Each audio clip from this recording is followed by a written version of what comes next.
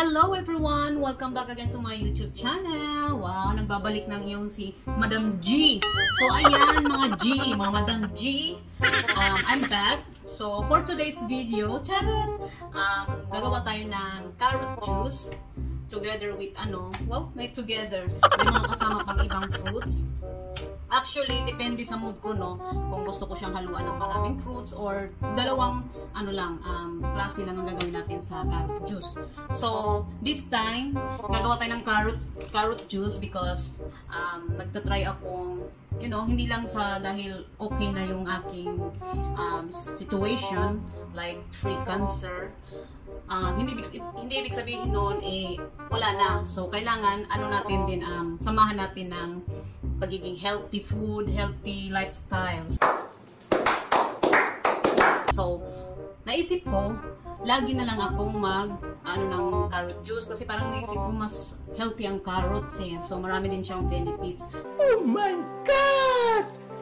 Wow! Samahan pa natin ng mga fruits and then gulay. So, maliban sa pagiging lasinggera natin, kailangan na natin i-balance yung ating mga lifestyle. So, for today's video nga, ayun ang sinasabi ko, gagawa tayo ng carrot juice. So, samahan nyo ko at kasi meron tayong magandang machine. So, samahan nyo akong gumawa ng carrot juice. Ito yung ginagawa ko every week. So, depende na lang kung inuubos kong pag-inom agad in 3 days. Minsan kasi nasasarapan ako, umiinom ako ng 2 times a day. Oh no! Minsan naman isa lang kasi binabudget ko. Charot! Pero mas okay pa rin na at least once a week, meron tayong ginagawang healthy lifestyle. So, charot. Bukod sa nagpupuyat, diba, samahan natin ng mga healthy lifestyle. So, ayan, meron tayong dito ang carrots. Ayan, dikita niyo yung carrots ko. Bumili na ako ng 6. At minsan, gumagawa lang ako ng 4. And then, haluan ko rin siya ng lemon. Hindi kasama yung balat, ha?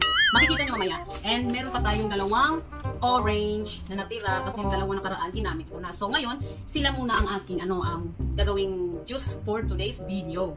So, let's go mga madam. Samahan nyo akong magbalat at makita nyo ang aking ginagawa every week. Every week yan. Kasi afford ko pa. Charot. So, ayan. Let's go!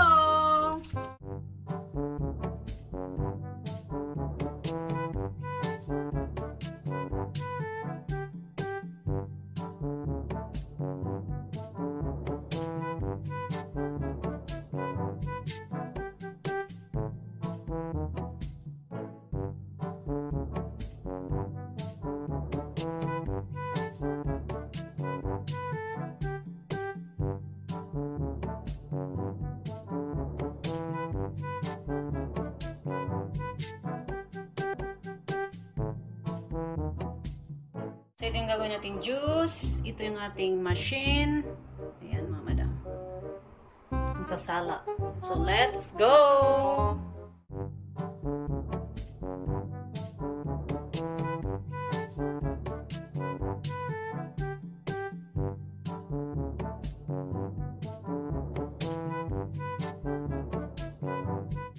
So, ito na siya, madam. Nakasala na yan. Juice na yan siya. Yan, dito yung mga sapal. So, haluin lang natin to and then nilalagay ko siya sa mga maliit kong jar. And then, ilalagay ko siya sa ref para hindi siya masira. So, everyday, iinom ako ng juice. Pure juice. Diba? Wow! Yan. Regalo sa ating ibos noong Christmas. Niregaluhan niya ako. Nakabili kami ng isa na sira agad. So, binila niya ako ng mas good quality. So, ito na yun. German technology. So, let's go! Takal-takal!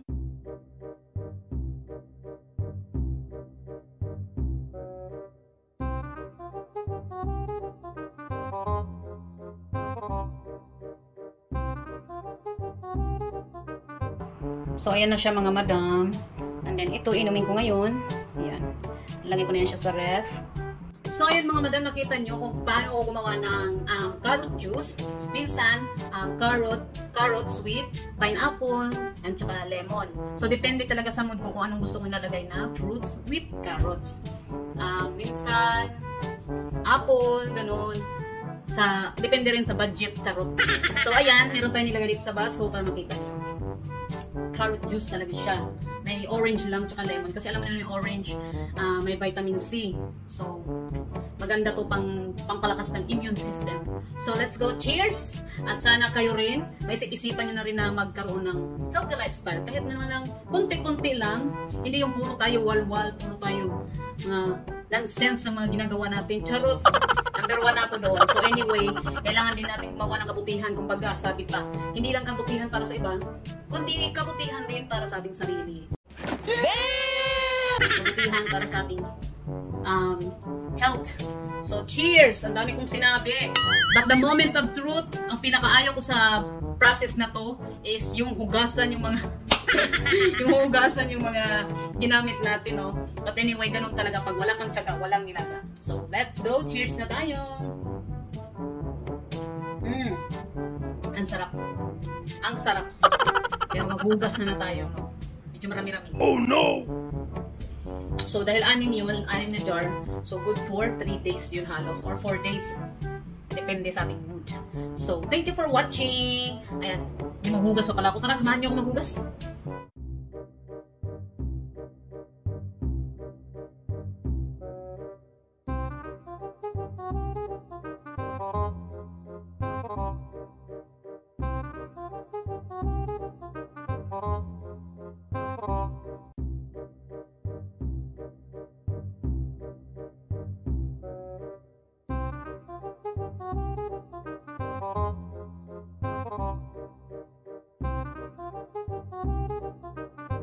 One hour later.